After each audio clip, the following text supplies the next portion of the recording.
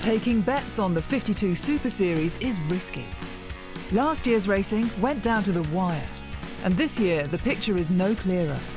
5 regattas at 5 key locations, in a fleet of the world's most advanced monohulls, sailed by the world's top crews. There's little to separate them on paper. The racing is incredibly close. One mistake and you're right out the back. It's really easy for the last year's winner to be last place in a race, and it's everybody's got a chance. This will be the toughest circuit, I think, that I've been involved with. And, you know, I'm embarrassed to admit that I've been at every single 52 event ever held. And when you look at the talent from top to bottom here, you know, it's pretty daunting. 9 of the 12-strong fleet are brand new, multi-million-dollar machines, technically advanced and highly refined. Yet performance indicators are scarce, and the teams provide few clues. Despite the number of World Championship titles, Olympic medals, and the America's Cup victories among the fleet, it's still hard to pick a winner. Any one of, I reckon, 8 teams could win this year. It's really seriously that close. In the past, there's probably only ever 3 teams. One clue is to look at the teams with new boats. Among them, Azzurra won last year's series for the 3rd time and have Olympic gold medalist Santiago Lange as tactician.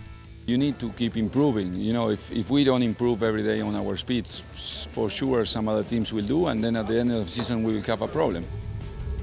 Quantum are also serial winners, taking the title 3 times.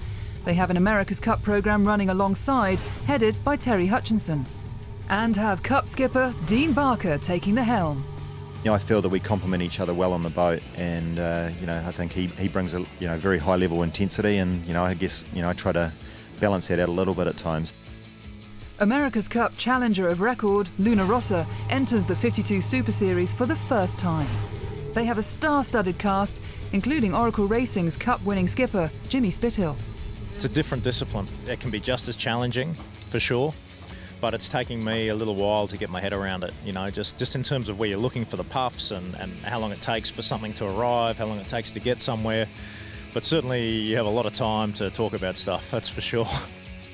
After a long and busy winter of building, this was the first time that the 2018 fleet had been assembled, and there was plenty to look at. We spent probably 25,000 man-hours in the shed to get the boat complete, and then probably that again to make the boat saleable with all the systems and bits and pieces that go into them. Everybody has individually come up with their own solutions to the way they like to sail their boats. I think you have a look around at the deck layouts and everyone's unique. They've got their little bits and pieces, but for sure hull volume's changed a little bit, balance of the boats has changed a little bit, and the designers think that they have a faster boat than they did last year. But there'd been one area of focus for all the teams. The emphasis on let's say, the first upwind legs and the marks have been so tense now that they just have to, let's say, concentrate on that part. The biggest gains that the class has made is on the way the balances works on these kind of boats. So they really now are, let's say, set up. They just want to go upwind. They don't want to go anywhere else.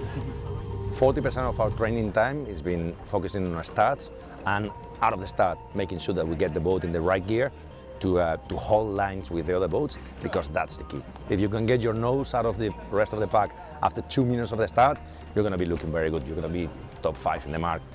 But if you get a little bit of slip in the pre-start, these nice friends will not be waiting for you.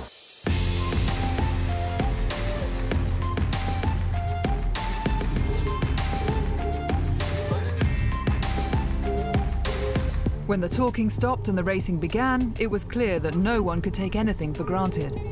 As if setting the scene for the rest of the week, the first day's racing saw 2 teams share the top spot, as Platoon and Quantum each scored a 1st and a 4th. Day 2 saw another team muscle onto the podium as Sled took a comfortable win in the coastal race. Day 3 saw Quantum Racing fight their way back to the front of the pack, winning the first of 2 races. But it was Paprek's solid win in the second race of the day that proved how a largely amateur crew could still beat the big guns. Day 4 saw Quantum take the first win. Professor took the second. The final day's racing proved how tough it was to maintain a winning streak. Here, Quantum finished 7th, enough to take the overall win, but their path to victory had not been easy. losing sucks. I just didn't back myself, and that's disappointing because got to sail with confidence. You know, the guys did such great work all week long, really, with the boat that, yeah, I mean, being critical, but it's good to win. 5 teams had taken wins in the 8 races. Writing the form guide for 2018 is going to be harder than ever.